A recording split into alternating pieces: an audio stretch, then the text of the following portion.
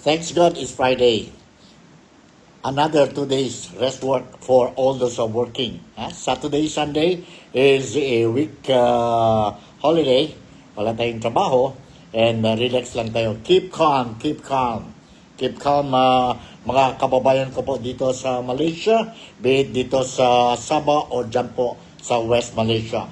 Kapatid natin po dyan sa Pilipinas, relax lang tayo po. Although nasasaktan tayo po with all these news that we have been receiving left and right po. Ang mga statements are coming from our politicians left and right, news or statement coming from different personalities po, be it politician, be it government servants, be it secretary, be it undersecretary, be it ordinary people po, dahil po sa problema natin dyan sa Pilipinas. What is the biggest problem now in the Philippines? The biggest problem now in the Philippines is, you know what? I suppose you already know. The biggest scandal in the Philippines for this for this decade, is it for this decade? Yun po, the flood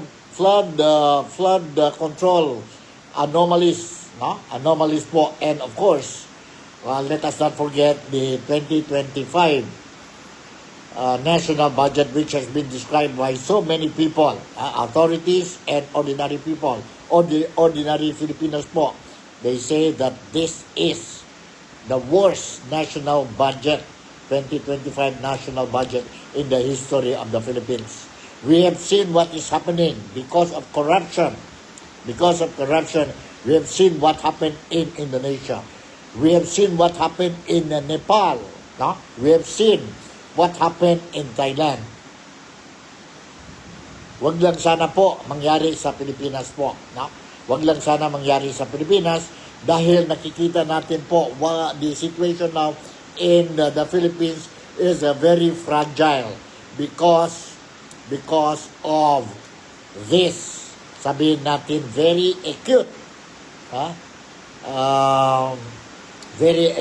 problem, which is the corruption problems in the Philippines po. We are not only talking about thousands, we are not only talking about millions, but we are talking about billions of money, of taxpayers' money being used by greedy politicians, by greedy government officials, by greedy private sectors, especially these contractors po. Magulo ngayon po. Magulo po because we hear a lot of versions, left and right, the version of this problem po. How to solve the problem. Everybody knows there is a problem. But there is no concrete, or they haven't identified the right solution to solve these corruption problems in the Philippines. Sana lang po we'll be able to find the right solution, and the people must be united po. Must be united because this is the time that we should be united. We should be united in fighting corruption po. For as long as we won't be united, the corruption will never be solved in the Philippines.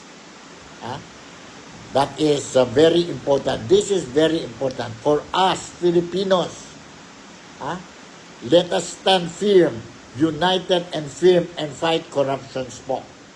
Fight corruptions. We know what is the problem. That is very good.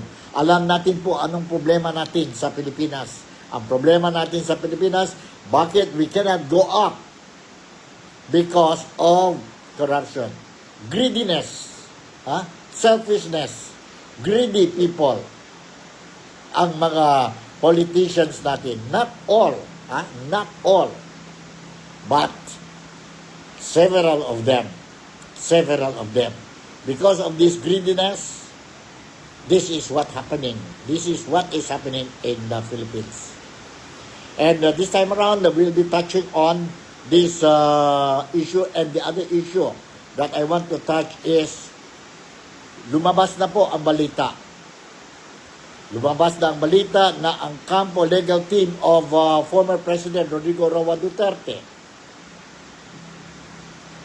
the lead counsel, si Attorney Nicholas Kaufman, appealed to the ICC to postpone the September 23, September 23 reading of charges of Tatay Digong. Scheduled dyan po next week, September 23 po. Postpone it indefinitely dahil the President is no longer fit to face trial. This is the issue that we are going to touch. And the other thing is that we are going to touch another issue. The second issue is we are going to touch about the Independent Commission for Infrastructure, which no less than our President Ferdinand Marcos Jr. Has issued yesterday. Is it yesterday or the other day? I think it was yesterday. Issued an executive order establishing this Independent Commission for Infrastructure to investigate this very acute problem that the Filipinos are facing, or our country is facing, the corruption problems in the Philippines, which is related now dito po sa flood control projects, anomalous flood control projects po. And of course, not only during the term of President Ferdinand Bongbong Marcos Jr. from 2022 hanggang ngayon po, 2025, but what the executive order is saying is that investigate hanggang dyan po, 10 years back. And that will be 2016. And of course, mga iba pa po, under the presidency of the late Ninoy Aquino or Nonoy Aquino, as well as that of President Gloria Macapagal Arroyo. Trillions of money has been wasted po. And it is the very reason why the Philippine nation, until now, we cannot effectively, smoothly move forward towards progress. Move forward towards leveling up the standard of living of the Filipinos po. In fact, the way we look at it now, in our region po, Philippines is being left behind. We have seen Malaysia continue to progress. We have seen Brunei. We are seeing now Thailand, although they face some problems. We see the economy of Indonesia also, of course, they are facing problems. See? Cambodia. And of course, the latest one is Nepal, wherein they even burned the parliamentary building of Nepal. The people burned it. They were so united.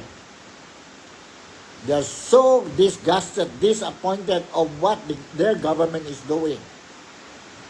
Yun po, what is happening, to the extent that they created a big rally. And during that rally po, they went to the parliament building, burned it. They saw itong mga Nepalese. What they did is, when they catch the politicians, they strip them and throw them in the river. Hope it will not happen in the Philippines po. And I'm sure Filipinos will not do that. We are very good. We are very aggressive in social media. But we don't have a record wherein we go violent. We have seen Indonesia, because of the perks that the government is giving to the politicians compared to the ordinary people. Dumating, they came to a point wherein they are fed up. They went to the street. How it happened? What triggered it? There was an incident wherein if I'm not mistaken, it's a driver, Grab driver. He died. And because of that, it triggered the demonstrations in Indonesia. Bottom line, The reason behind is in Nepal, Indonesia, in Thailand, only one thing, only one word, corruption. And Philippines is now facing the same reason, corruption. Today po, ngayon, kaninang umaga, umpisa na naman po ang mga demonstrations, rallies, people gathering in Manila to show their disappointment to the government. And not only today. In fact, later on at 5 o'clock, I was made to understand there will be another grouping at the EDSA Shrine in Manila po. Is it in Quezon City? No? Filipinos will be gathering to show disappointment to the government. And not only today, tomorrow, early in the morning at 8 o'clock or 8:30, another groupings or rallies will be held dyan po sa Pilipinas, sa Luneta Park. It's a big park. I think it can accommodate more than 1 million people. And this is the reason why the police authorities are now in high alert in the Philippines. I was made to understand during I was monitoring the mainstream media newscast this morning until this noontime. The police authorities are now ready or has assigned, ready to be sent out to the field, more than 2,500 police personnel to make sure that these rallies will be conducted smoothly and without any fatalities, without any troubles. Sana lang po, ganun lang po. And not only tomorrow, expected again during the anniversary of martial law, on September 21, there will be another scheduled, or people will now organize another rally, a bigger one, sa September 21. So let's all pray po. It is our right. It is the right of every Filipino or every citizen of a nation to vent the disappointment through rallies, but it should be done lawfully and justly. Ganon yan po. Ha? Excuse me. Umuulan eh. Medyo umiyak na naman ang langit natin dito po sa Sabah dahil siguro po to show signs to the Filipinos po that we have to continue to pray for the peace and order dyan po sa Pilipinas, and so that we will be able to find a solution to our problems of corruption in the Philippines po. Alright. So, to start with, let's start with our topics po. First thing first, we will talk about the former President Rodrigo Roa Duterte. What's the latest developments when we talk about the ICC or the updates dyan po kay former President Rodrigo Roa Duterte. Alright? Sandali, okay. Hold on. Where is that news that I want to share with you po? Sandali, Hold on. Okay. Give me a minute or two.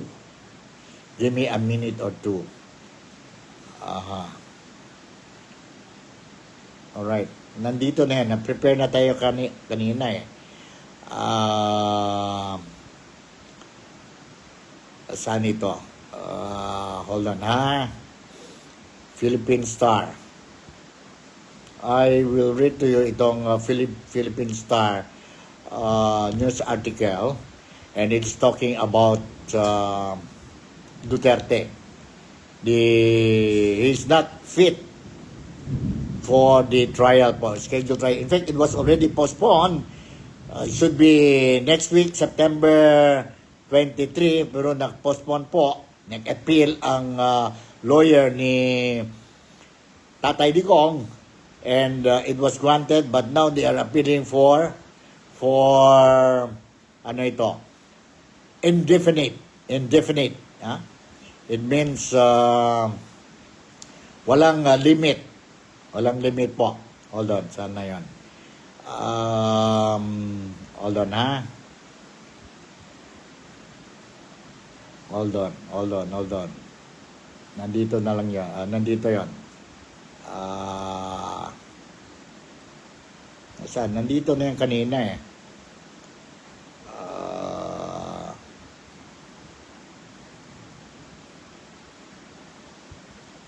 Hindi naman ito.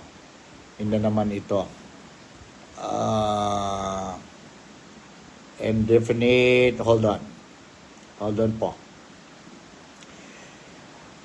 Before I'll give you this news article, let me share with you one footage, no?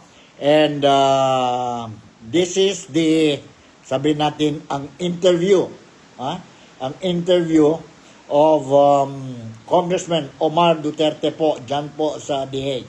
Nandyan siya ngayon sa The Hague, ang anak ni Congressman Pulong Duterte, no? He went and visit his father. But although he cannot talk much about, sabihin natin, itong case ng tatay niya, because they were banned from giving more details about the case of Tatay Digong. They can only say the health aspect of Tatay Digong. Anyway, let me share with you itong interview muna po. Interview muna. Let's listen to this interview kay Congressman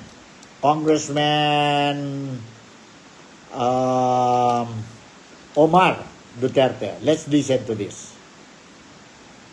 Something new naman, since nung time ni Madam President Gloria Macapagal Arroyo, nung time ni Speaker Nograles, hinahabol naman talaga ang family namin. Parati na ina-throw ng accusations. So, nung time na nun kay then Mayor President Rodrigo Roa Duterte, si Mayor Digong, parati na gina-target nun. Then sa latter years ng Aquino administration, of course, dahil malakas na candidate ng lolo ko, sila rin nag-start. So, ito admin nabago, admin ni BBM, hindi naman siya ganyan nabago. Parati talaga sila may masabi sa amin o ginalink sa amin kung ano man mga ano bang misgivings lalo nila or mga pagkukulang nila sa tao. Gusto talaga na i-link sa amin. Ang totoo lang yan, wala kami kakahiya talaga as sa mga statement ni Papa, ni Congressman Pulong. You can check, you can go to the city, go to the first district naman. You can see na lahat ng projects, wala naman kaming ghost project, hindi katamulto sa amin eh.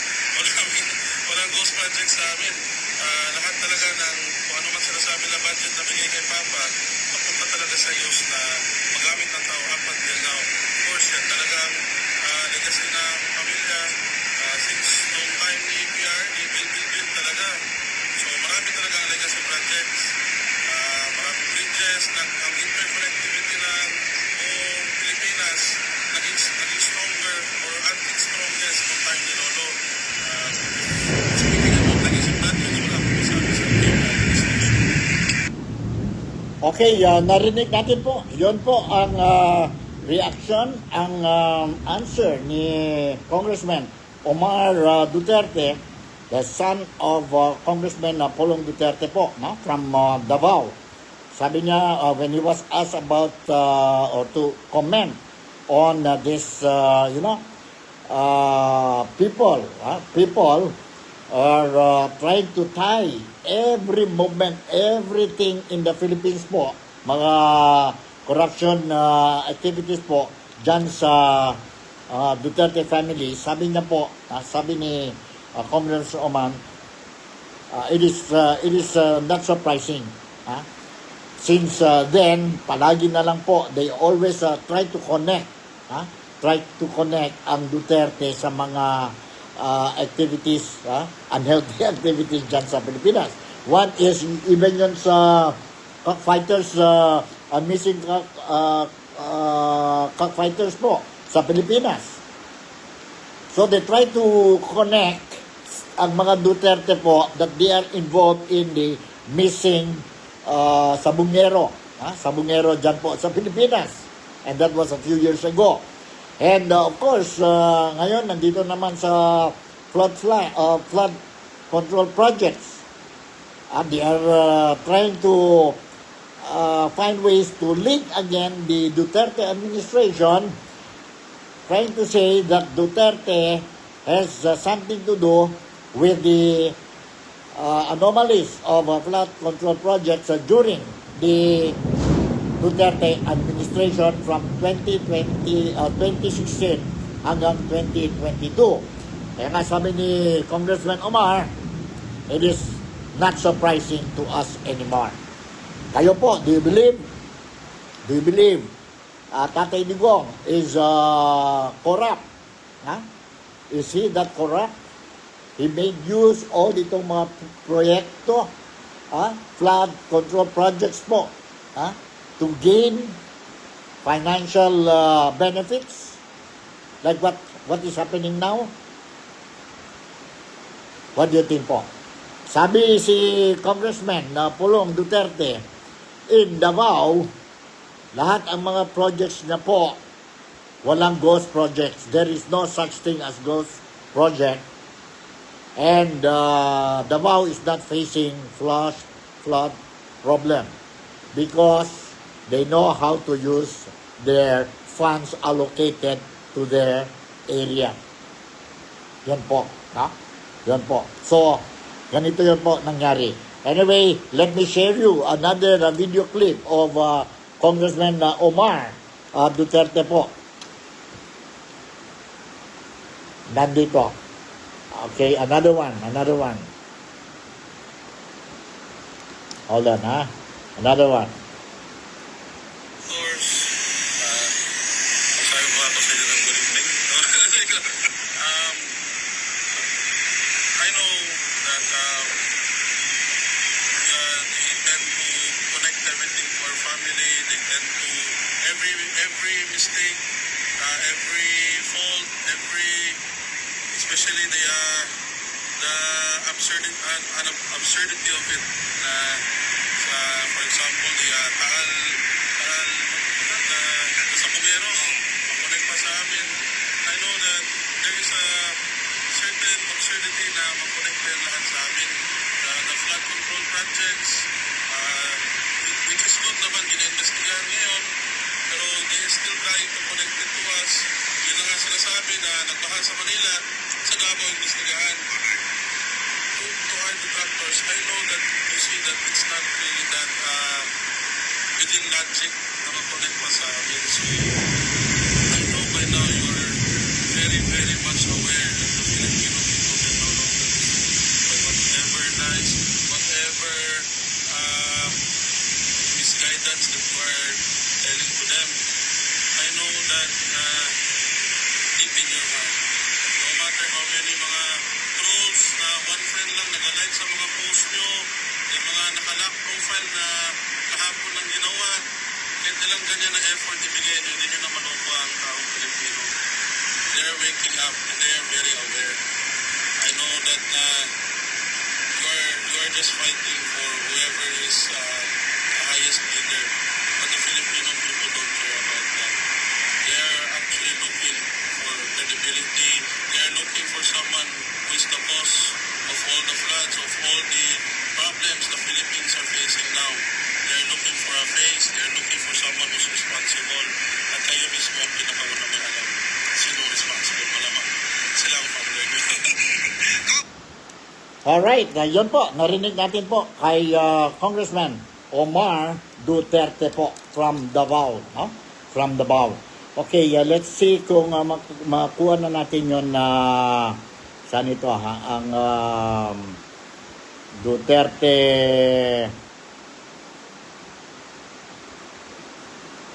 Sandali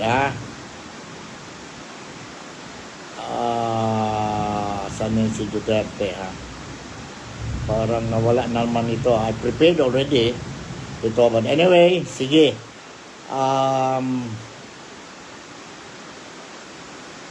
Saan na yun? Nawala na yata Nawala na. Alright. Okay. Okay. Medyo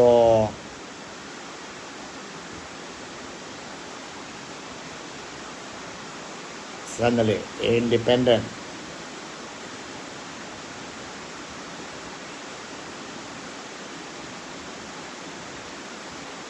Commission. Meron yung dito, I prepared already. Problema lang po, nawala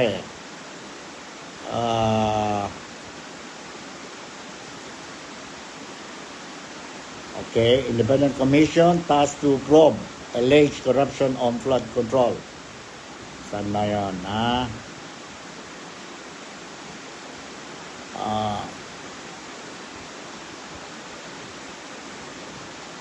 Meron tayo dito, okay. Let me read you this story, Marcos formed 3 member. Sandali.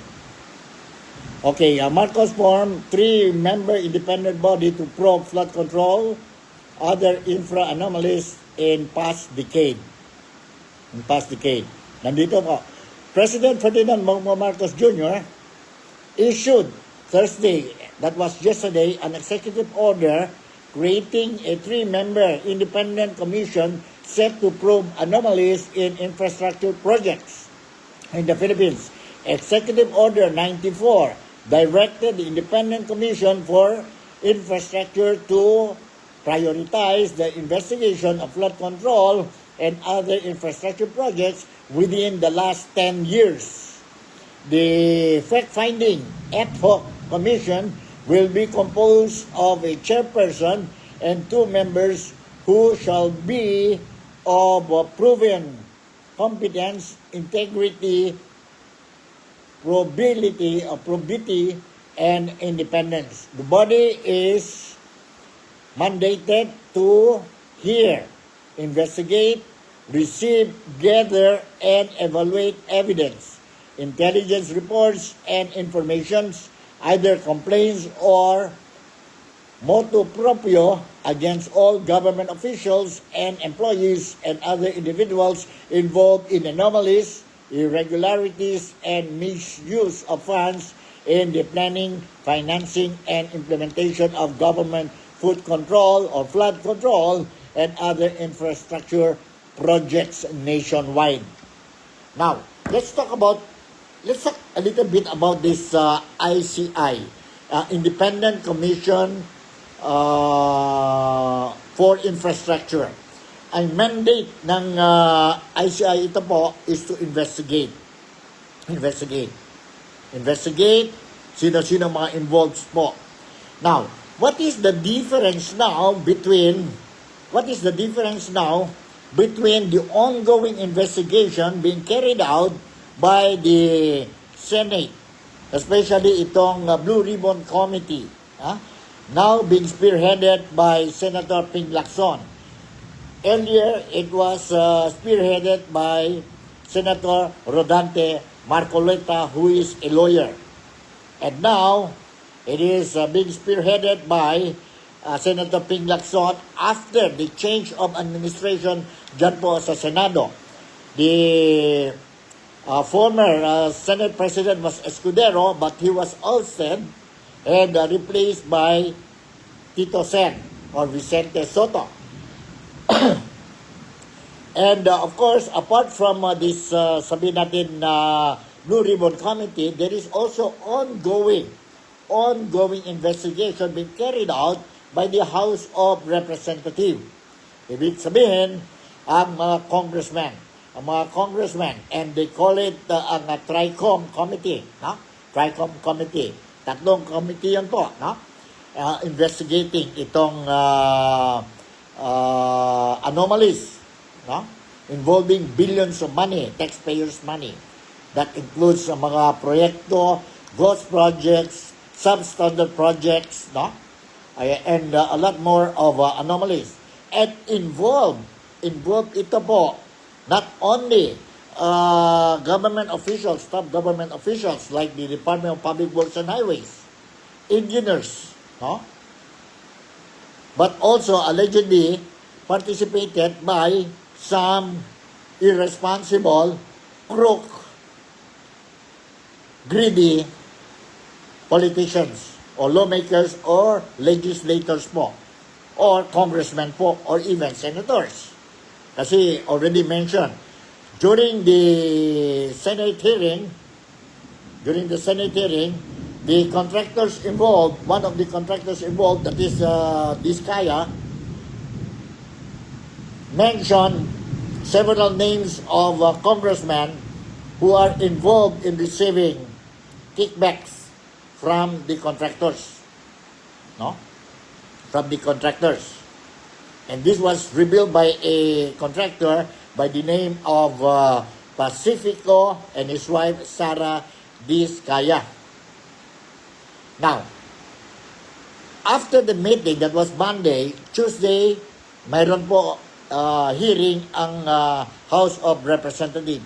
During the hearing, dyan po sa House of Representatives, one of the assistant engineer heavily involved in these anomalies by the name of Engineer Henry Hernandez, also revealed that there are two senators involved, allegedly or reportedly involved or participated in these anomalous transactions.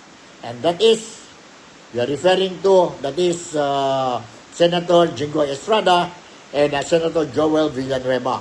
Although both senators, galit na galit, and they denied outrightly po itong accusation sa kanya by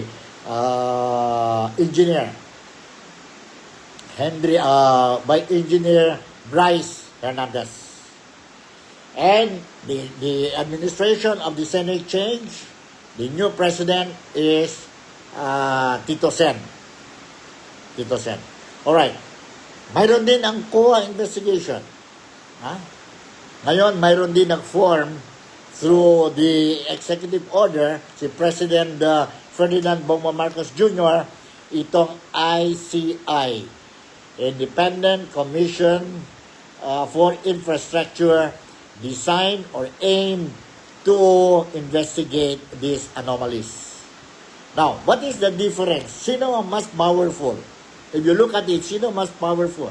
According to Representative Laila De Lima, the former DOJ po, dyan po sa Pilipinas, no? Department of Justice Secretary, si now Representative Laila De Lima, sabi na po, under the executive order of President Marcos Jr., itong ICI, walang ngipin. There is no teeth. Why? Because although they have a power to subpoena, no? But wala silang power to contempt ang mga witnesses nila, ang mga resource person nila po, no?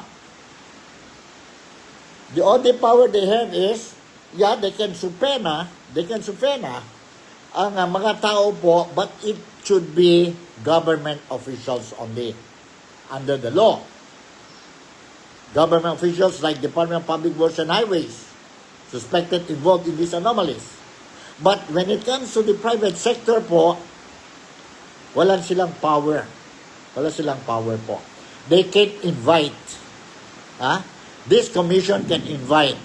But the question is, if they are going to invite and the invitee refuse to attend or respect the invitation, then wala mangyari. Now, if they attend, ang mga resource person nila, mga witnesses sila. Now, you take an oath. Now, if you don't tell the truth, nothing else but the truth, There is no power, this commission, which will be headed by 3 members, 1 chairman and 2 members. They don't have the power to contempt. No power to contempt po. No power to contempt. So what will happen po? What will happen to the investigation? What will happen to the investigation? And Representative Laila De Lima was also saying, how come it took the president too long, almost 1 month, to create this commission? It took almost 1 month po. And hanggang ngayon po, we are expecting today the president will name the members of these commissions. But until now, wala. Ang grupo ni Representative Laila De Lima is proposing another thing similar to this sa Kongreso, saying that, it must be not only 3 members, it must be 5 members. There must be a justice, former justice ba? There must be maybe experts sa investigation, police. There must be from the private sector, there must be an engineer, and from the general public po. Para kompleto sana po. Yon ang gusto ni, ang proposal ng grupo ni Senator Laila De Lima, which is also very good. And of course, they want, if this will be approved, it must pass as a bill, not only an executive order. No? And dapat may subpoena power, may power to contempt. So you see the difference now between the commission of President Bongbong Marcos and itong Congress. Even now, ang Congress po, ang TRICOM, they have the power to contempt.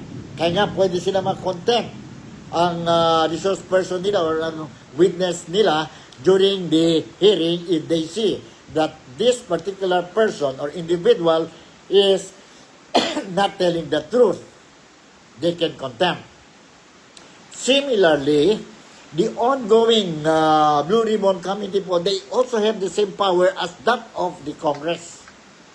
They can subpoena, they can cite in contempt. Kaya na, they cite in contempt ito si Engineer Bryce Hernandez last Monday. See? Pero itong commission ni President Bongbong Marcos po, walang power, recommendatory lang. Although ang Kongreso, because this is in aid of for legislation, both Congress and Senate, yun po nila po, so that they can see whatever the findings, kita nila what are things to be amended and sa legislation po. No? Same thing with the commission now, recommendatory lang po. They can only recommend to the ombudsman. Ito mga ebidensya, you can file a case against these people with this evidence po, sa korte na yan po, no? Sa ombudsman. But once the case will go to the ombudsman po, it will take years. It will take years po. So yun ang problema ngayon po. The majority or a lot of Filipinos po, they are questioning this thing po. Ano nangyari sa Pilipinas? I'll give you an example. There was, I heard this example coming from a very popular, known, well-respected broadcaster or media personality dyan po sa Pilipinas na may program every day, si Ted Filon. Ted Filon, a former congressman po. He was giving an example. Mayroon daw isang case and it was reported, isang nanay caught stealing lotion, few bottles of lotion, worth 1,000 plus pesos. She was caught and she was put to jail in a very short period of time. Put to jail. Manhole. There is another person Kagaya din itong nanay, why she stole that lotion, although we don't condone itong stealing act. No? But ang intention ng nanay is to sell back the lotion and buy medicine for her sick son ba yun o daughter. Same thing goes to this man who stole a manhole cover. He stole it because he wants to sell it and buy medicine for his sick son or daughter. But immediately put behind bars. Now, itong sitwasyon natin ngayon po, this situation, this case that we are facing now, they stole billions of money, billions of pesos po, mga contractors, members of the Department of Public Works and Highways, legislators, by the billions po. They're still free. Due process. They're talking about due process. Now they already get the lawyers because they have the money. And they're still free now po. They're still free. But poor people, derecho po sa kalaboso. Is this justice? Is this fair for the Filipinos? Yet, whose money was stolen? It's the money of the taxpayers, ang mga Filipinos po. Tayo, mga overseas Filipino workers po. Tayo po, sa atin yun po. But yet, you see how they are dealing with these people. It is really unfair. Ako po, medyo, I'm not happy with what is happening. Kaya nga po, I hope ang mga Filipinos, mga kababayan ko po, will be united. We are talking about corruption here. We are talking about corruption. And this is not only this year, or last month, or 3 months ago. This has been going on for how many donkey years? And we know that. And we know that po. Kaya nga sabi ko, the problem with us, we don't know how to choose our leaders when it comes during the election po. We always choose the wrong leaders to represent us in the government because during the campaign, they give us peanuts. And we accept it. Yun ang problema sa atin po. I hope we will realize po. That's why, let us be united. Let us be united. Sometimes I envy, but I don't encourage. I don't advocate for another people's power po. Violent people's power, like what happened dyan po sa Indonesia, what happened in Thailand, what happened in Nepal. I am against. But the beauty I saw there, the people are united. People are united and they're in one. They show their anger. They show to the government that they are really unhappy, disappointed with how their leaders are running the country or their country po. Corruption, they say no. Tayo po, kailan pa po? We are resilient. We are God-fearing. We are understanding po. But may limitations tayo. We have our own limitations po.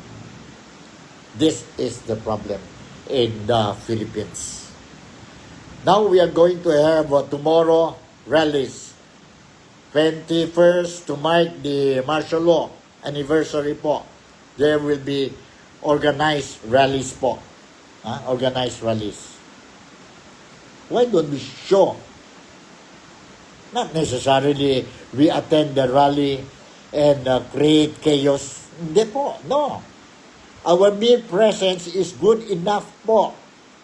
Is good enough to show to the leaders, our government, that we are not happy with them. You see? We have that power. We have that power po. We put them there and we can remove them. I'm not saying go for chaos. No po. We have done it before. People's power. No blood was dropped. See? And we managed to change. The problem is, nag-change man tayo po, pero we did not change the attitude of our politicians. We changed the people, but we failed to change their mindset. So I think it's about time again. We can change them and make sure that we will change the mindset of our leaders. So that once in the event, we will give them another opportunity to represent us dyan po sa gobyerno. They have to think twice whether they will engage on unhealthy activities po, like corruption. Like corruption po. Kawawa tayo po. This is the thing that I'm saying. No? This is the thing I'm saying. I hope whatever gatherings that we are going to have bukas, and of course September 21, or maybe next month, no? Please make sure that it will be peaceful, in accordance to the law. Ha? Mahirap na yan po. Baka mauna pa tayo po, will be sent behind bars kaysa sa mga culprits. Ha? Let us not violate the law. Let us respect the law. We love our country. We love our laws, the land of the laws. We used to sing in our national anthems, ang mamatay ng dahil sa'yo. Ganon ba yon? Ganon ba yun po? Mga Filipinos, kababayan ko po dito sa Malaysia, dito sa Sabah po, relax lang tayo. But let us all pray. Let us all pray that everything will change po. Will change dyan po sa Pilipinas as soon as possible. And we can do that.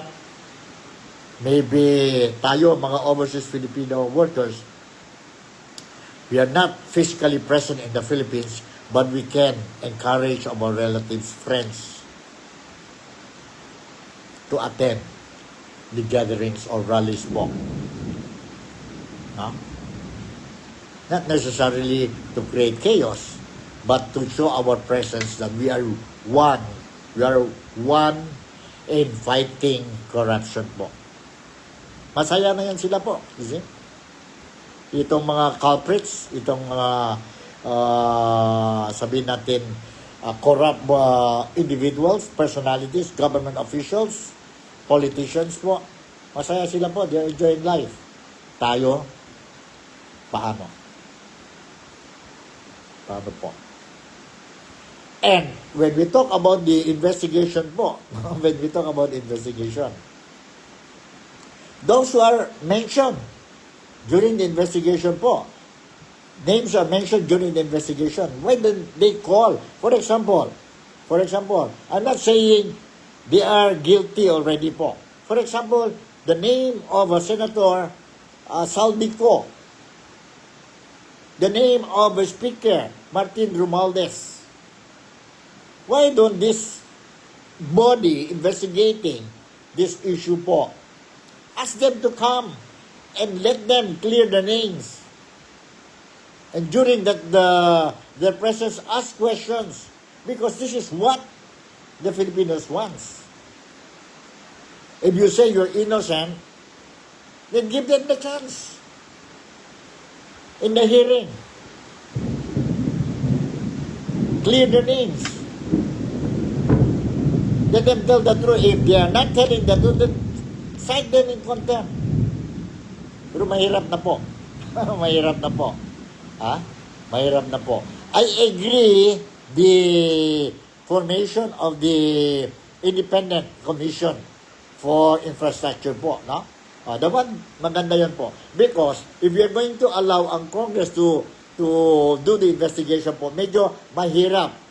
I don't feel no, happy to see congressmen investigating their own self. Dapat ibang tao po. Dapat ibang tao. Same thing goes dyan po sa Senado. But the problem is, if we won't change some of the rules or powers dyan po given sa ICI, like for example, they don't have power to cite in contempt, then paano na po? Ano ba ito? Si President Bongbong Marcos. He created this commission, independent commission or independent body to investigate. Pakitang tao lang po to show that he's concerned. But actually, wala pala yung powers. Because that's how I look at it now. And I suppose other people think the way how I think. Walang power po for what? Mabuti pa. Pabayaan na lang natin yon ng Senate. Blue Ribbon Committee to continue investigation. And I was made to understand kung matuloy na talaga itong ICI Commission established by President Bongbong Marcos, the Congress most likely will not continue their investigation. But on the other hand, Senator Ping Lacson, including Senate President Tito Sen, Vicente Soto, already confirmed that the investigation in the Blue Ribbon Committee will continue even though mayroon itong ICI. Let's see po. Let's see po. And we want to know also, as soon as possible, we want to know who are the members of this ICI. We want to know po. Sabi nga ni President Marcos,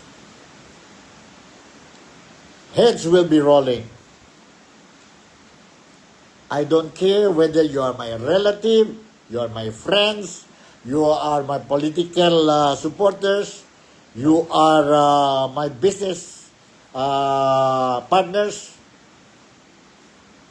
For as long as you're involved in these anomalies, then pasensyahan na lang tayo. Sabi ang Presidente. Sabi din ng Kongreso. Ang mga chairman ng TRICOM, the same thing they said. Same thing also in the Senate. The chairman and the members. Walang personalan. Lahat. Kung you're involved, pasensyahan tayo. Pero ito, kung ganito ang commission created by Bongbong Marcos, wala siyang ngipin, toothless. Resource person will come and attend to your hearing, and I will not tell the truth. After all, you cannot do anything. You cannot punish me. You cannot cite me in contempt. So it means you will be confused. The investigators will be confused. The culprits, parties involved, or the suspects will try to convince us or convince you guys with lies. And once they're doing that, then all of us will be confused. And what will be the result? Zero. Zero balance. Kagaya po, sabi ang gobyerno, punta tayo sa ospital ngayon, wala nang problema, focus na lang daw tayo po sa sakit natin, ang treatment, medical treatment natin, because there is this policy of zero balance. In other words, everything is free. Totoo ba yun? It's not true. It's not true po. Ilan na mga pasyente, mga relatives natin, mga kaibigan natin po, namatay na lang po. They don't want to go to the hospital because they don't have the money. Takot sila po. They don't believe zero balance. Kasi kung nandoon ka na po sa loob, paano na po? Knowing our attitude, paano na po? Away-away na lang tayo dyan po. And a lot of people will say, I think they will agree with me by saying, mamatay pa ang pasyente thinking of how much he's going to pay when he goes to the hospital rather than he's thinking that he will be saved by the doctors. Ganon yan po. Tingnan niya po what happened sa PhilHealth. Ang gobyerno kumuha ang pera ng PhilHealth and just sa other bagay po. Sa ayuda or ano-ano pa po mga proyekto po. That's why they say the 2025 national budget was the worst national budget in the history of the Philippines. Corrupt na corrupt po. And nandito na naman tayo po sa 2026 budget. Na-discover na po, mayroon na naman po kalukuhan.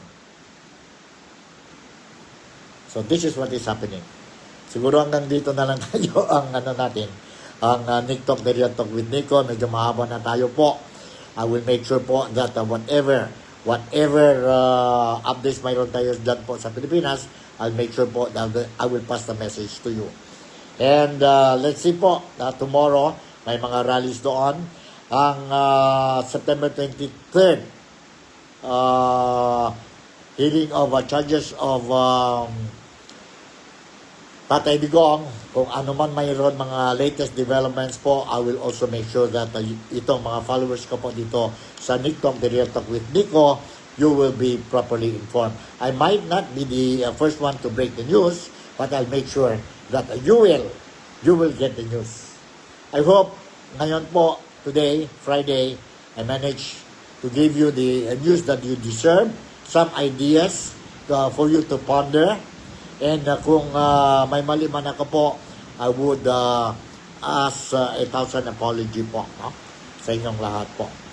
I managed to entertain you and ganito na po. Ganito na po. I once again would like to say thank you very much for making me a part of your day today. Malaysia, the Philippines, Sabah, God bless us all. I love you, take good care, and enjoy our week and holidays. Ingat po. Love you. Bye.